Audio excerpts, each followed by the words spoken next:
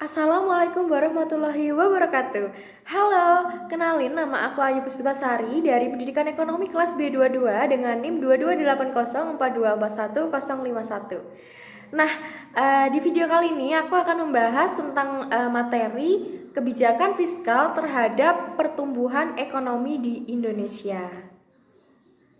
Poin pertama yang akan kita bahas kali ini adalah pengertian kebijakan fiskal dan pertumbuhan ekonomi.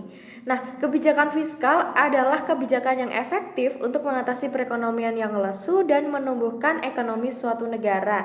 Pertumbuhan ekonomi itu merupakan salah satu tujuan utama setiap negara dalam upaya mencapai kemakmuran dan kesejahteraan bagi masyarakatnya.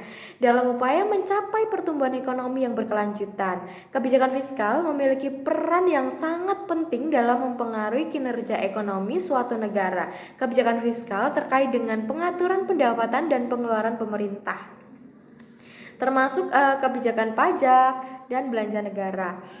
Terus Indonesia sebagai salah satu negara berkembang memiliki tantangan dalam mencapai pertumbuhan ekonomi yang tinggi dan berkelanjutan. Dalam beberapa tahun terakhir itu pemerintah Indonesia telah mengimplementasikan berbagai kebijakan fiskal dengan tujuan mendorong pertumbuhan ekonomi dan meningkatkan kesejahteraan masyarakat.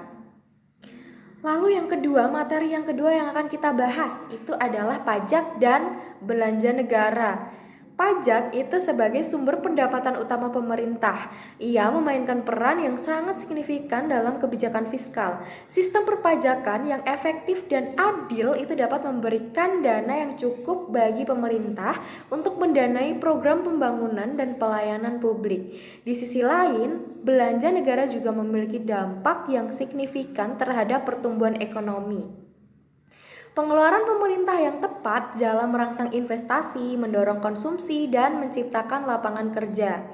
Namun, meskipun pentingnya kebijakan fiskal dalam mendorong pertumbuhan ekonomi, masih terdapat banyak perdebatan tentang sejauh mana sih pengaruh kebijakan fiskal terhadap kinerja ekonomi suatu negara, termasuk Indonesia pastinya.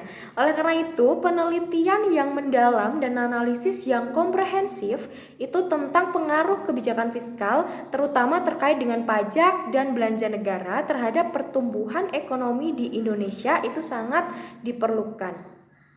Selanjutnya yang akan kita bahas, apa saja sih instrumen kebijakan fiskal? Kebijakan fiskal itu terdiri dari dua instrumen utama, yaitu kebijakan pajak dan pengeluaran pemerintah.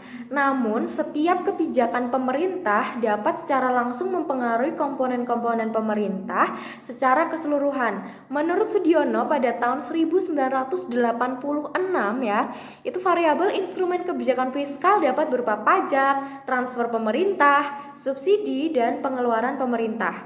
Kebijakan fiskal atau pengangguran memiliki tiga fungsi, yaitu fungsi alokasi, fungsi distribusi, dan fungsi stabilisasi. Fungsi alokasi itu berkaitan dengan persediaan barang-barang sosial dan barang-barang sumber daya secara menyeluruh untuk memproduksi barang-barang swasta, barang-barang sosial, dan kombinasi yang telah dipilih dari barang-barang sosial. Terus kemudian fungsi distribusi itu berkaitan dengan kesejahteraan dan distribusi pendapatan dalam masyarakat. Sementara itu, fungsi stabilisasi bertujuan untuk menstabilkan atau mempertahankan tingkat pengangguran, harga atau tingkat inflasi, serta pertumbuhan ekonomi sesuai dengan target yang ditetapkan. Nah, kemudian apa aja sih upaya yang bisa dilakukan pemerintah? Nah, pemerintah itu memiliki berbagai langkah yang dapat diambil untuk menurunkan pajak dan meningkatkan belanja negara sebagai upaya untuk mendorong pertumbuhan ekonomi. Yang pertama, dalam hal menurunkan pajak misalnya, pemerintah itu dapat melakukan reformasi perpajakan dengan mengurangi tarif pajak penghasilan baik untuk perusahaan maupun individu. Tindakan ini itu dapat memicu investasi swasta dan mendorong konsumsi yang pada akhirnya akan memberikan stimulus bagi pertumbuhan ekonomi. Selain itu, pemerintah juga dapat memberlakukan insentif pajak seperti pembebasan pajak atau pengurangan tarif untuk sektor-sektor yang dianggap strategis bagi pertumbuhan ekonomi seperti industri manufaktur atau pada sektor teknologi. Kemudian yang kedua itu untuk meningkatkan belanja negara. Pemerintah dapat mengalokasikan anggaran yang lebih besar untuk sektor-sektor vital seperti infrastruktur, pendidikan, dan juga kesehatan. Investasi dan infrastruktur akan meningkatkan konektivitas dan efisiensi ekonomi serta menciptakan lapangan pekerjaan baru.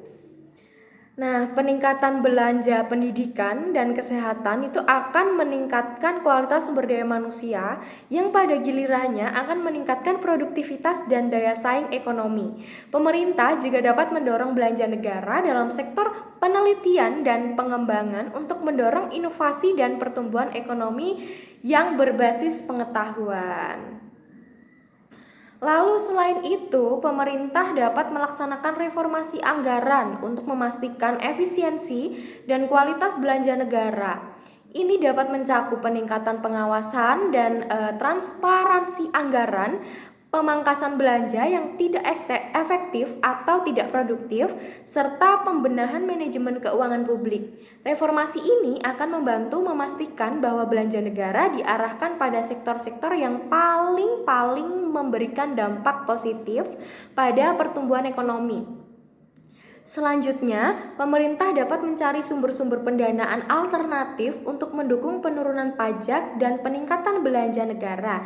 Misalnya, itu melalui kerjasama dengan sektor swasta dalam bentuk kemitraan publik swasta PPP atau mengoptimalkan pendapatan dari sektor energi, seperti peningkatan pajak atas sektor energi atau pengelolaan sumber daya alam yang lebih efisien.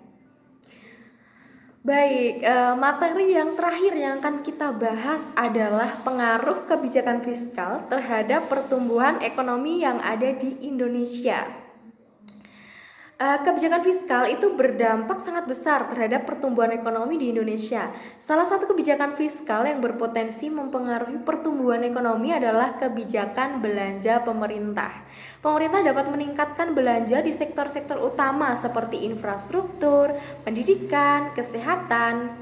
Investasi dalam infrastruktur dapat meningkatkan koneksi dan efisiensi, sementara pengeluaran di bidang pendidikan dan kesehatan itu dapat meningkatkan kualitas tenaga kerja, yang pada akhirnya ini akan mendorong produktivitas dan pertumbuhan ekonomi yang berkelanjutan dalam jangka panjang.